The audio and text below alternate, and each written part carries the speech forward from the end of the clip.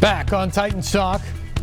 Tennessee 4-0, 42-16 victors over the Buffalo Bills last night at Nissan Stadium in a game that I don't think anybody saw coming. I thought they would play well. I thought they would play better than people expected. I thought they would give a fight to the Bills and maybe even eke out a win. Remember a couple years ago they played Houston in week 2 and they didn't have tackles on either side of the line healthy enough to play, and Marcus Mariota was out and Delaney Walker had just gotten hurt for the season in week 1. And oh, by the way, they played the longest game in NFL history. I mean, attrition was kind of factoring in there as well. And they went out and they figured out a way to beat the Texans. Mike Vrabel kind of smoked and mirrored that game. I thought then, that's a really impressive performance, and it says a lot about the team and the makeup they have and the character in the room. And I thought, you know what, they're going to do something like that tonight going into the game. They're going to find a way to make this interesting. They're going to find a way to represent themselves well, even if they don't have enough bodies to ultimately keep up with the 4-0 Bills. I was wrong on two things. I was right in the way that they would show up, but I was wrong on two things. One, there really were no gimmicks last night. There wasn't a fake punt on the opening drive of the game like there was 2 years ago. They didn't go to the wildcat on every third possession like they did 2 years ago to have Derrick Henry run it to throw the defense off. There was none of the trickeration to try to get this done last night. It was just go out and play football and do what the Titans do. Yeah, some guys are out of the lineup. Next man up. Let's go play. And they did that well. And then the other part I was just off on is I thought no matter how well they play, they may not just be good enough considering what they're missing to be able to beat this Buffalo team the way the Bills were playing in their first 4 games.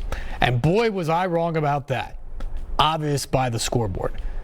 Expected a nice performance. I did not see 42-16. I mean, if you told me it was 42-16, I would have thought it was the Bills. I would have thought, well, that effort wasn't as good as I thought, and the Bills walked away with it. So I don't know anybody out there that thought that the Titans could do what they did to the Bills in the manner in which they did it to the Bills the way they did it last night. Back to the phone, say hello to Scott. Scott, thanks for waiting. You're on Titans Talk. Hey, thank you. Great win. And my question refers back to the Titans secondary. With only one practice and one walkthrough before the game over a 2-week span, and us playing the first 3 games and our secondary getting burned, like they couldn't stop anybody. I found it really amazing that they came in and stopped an offense that was, top 3 offense in the league. Yeah. So I was wondering if you can help me figure out what they did on that one practice or that one walkthrough to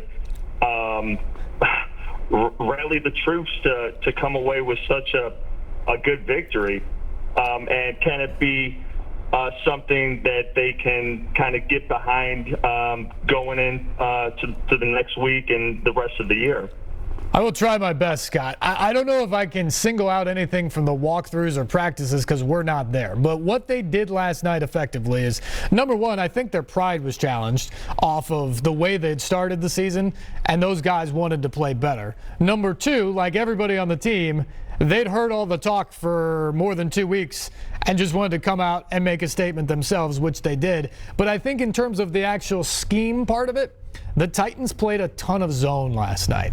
They dropped more guys back in pass coverage. Yes, they blitzed from various spots, but they often had multiple guys shielding back. They often covered Stephon Diggs with multiple people and forced Josh Allen to look in other directions. I think that was a huge part of the game plan last night to mess up his rhythm, in particular with Diggs, but with every route that was coming, force him to look at another option and then hope maybe the blitz gets home or gets him off his spot, forces him to move, and you can blow up the play altogether. Lots of credit to Mike Vrabel. Lots of credit to Shane Bowen, who, by the way, was one of the people who initially tested positive.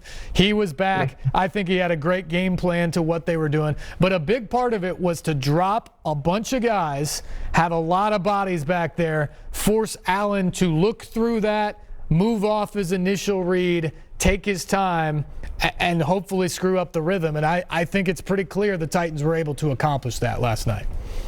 Absolutely. Well, I appreciate you taking my call. You bet, Scott. Thank you very much for the call. We will move along here to David. David, thanks for the call. You're on Titans Talk. Hey, how you doing, man? First of all, tighten up. You bet. Tighten up. Yeah, tighten up, man. Hey, I just want to shout out, man, coaching staff, Vrabel, put a good game plan together. I thought it was solid. Sitting back in the zone, especially second half, kind of just letting Beasley do his thing. I'm proud of him, man. What you got to say about that? I really just, only thing I got to say is third down, third and long. How can we get out of that? We need to get more pressure on the quarterback. What you think? Well, yeah, that's still what I go back to. If I have one complaint through 4 games of the Titans to this point, it is that the pass rush has not been consistent. And you see where that burns you the most on third down. I mean, that opening touchdown drive that Buffalo had last night, they were 4 for 4 on third downs. And most of them, there was 1 3rd and 1 in there, but I think it was 3rd and 17 and 3rd and 9 and another 3rd and 7. These were not necessarily gimme third downs, and they were converting all of them in large part because the Titans were unable to get any pressure on Allen. And that is going to be a problem. You cannot make a living giving up 13 of 17 third down conversions to your opponent. That's what the Titans did last night, and somehow they still won going away. But that's not going to be the case every week. So, yes, if there is a concern, it is how do you generate a pass rush? And hopefully they can figure out how to do it as Jadeveon Clowney becomes more and more a piece of this defense and understands his role, as maybe the attention goes to some of those guys and a little less on Harold Landry, and as Vic Beasley gets up to speed. You got to hope that those guys can do some of it on their own, but other than that, it's going to be up to Mike Vrabel and Shane Bowen to scheme some of these blitzes and for those guys to actually get home. Because that's the other thing, is last night they had some blitzes that were there and they just didn't get Allen to the ground. I remember Kenny Vaccaro had one that he missed. I think there was one where Harold Landry didn't quite get there in time. There was a Clowney one that almost got there from the outside. And then Chris Jackson had one as well. So those are just a few off the top where they had opportunities to get sacks and they just weren't able to do it. At some point, they've got to get home on those. Otherwise, they are going to have to pay for it. Yeah, I agree with you 100%. I remember those plays, especially that one in the first half. He got to the quarterback. I feel like he should have squared up, just make that tackle. But, hey, I appreciate you taking my call, man. You bet, absolutely. Allen is a tough guy, too. And when you talk about the mobility of quarterbacks, especially in the pocket, not just the elusiveness of running, but the nimbleness in the pocket and the awareness, Josh Allen's one of the best in the league at that. And so you have to understand who you're playing against. Not every quarterback would be able to avoid those situations in the manner that he did, but he did last night. And you know who else can do it? Patrick Mahomes. And you know who crushed the Titans when they couldn't get a pass rush last year? Mahomes and the Chiefs. And at the moment, the AFC road runs through Kansas City. And so ultimately, if you're the Titans, you got to think about that.